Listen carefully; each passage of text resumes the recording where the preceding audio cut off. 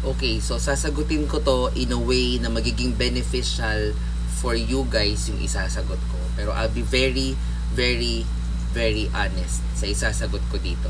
Okay, but by the way, bago ako magsimulang sagutin yan, if you want itong sunset na to sa likod ko, pwede nyo yan mabili dyan sa Yellow Basket. So ito yan, yan yung sunset lamp. So kung gusto nyo yan, nandyan yan sa Yellow Basket ko. Ibalik natin. Yan. Ganda kasi, di ba? Oh, gumanda yung likod ko. So, may igaganda pa yan kung iaayos ko ng maayos. But anyway, let's go back to the question. Nag-take ka po ba ng courses to nag-start ka na mag-VA or freelancing? So, ito sasagutin ko nga.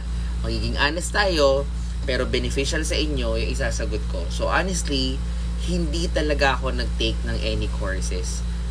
So, yan, that's the truth. So, ilang beses ko na rin yan sinabi at sinagot sa mga questions ng mga followers natin. So, hindi talaga ako nag-take ng any courses nung nagsisimula po ako. That's the reason why it took me a long time or longer time than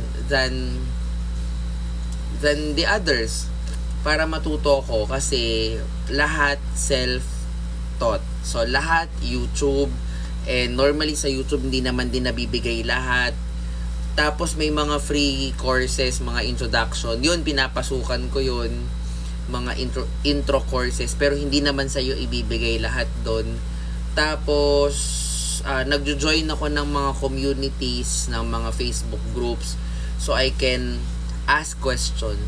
Tapos, meron akong mga friends noon, very konting friends, who already started working as freelancers. When I learned na freelancer sila, tas mga iba doon bata pa, di ako nagdalawang isip na ibaba yung pride ko para kausapin sila at magtanong talaga. So, yun yung mga ginawa ko nung nagsisimula ako.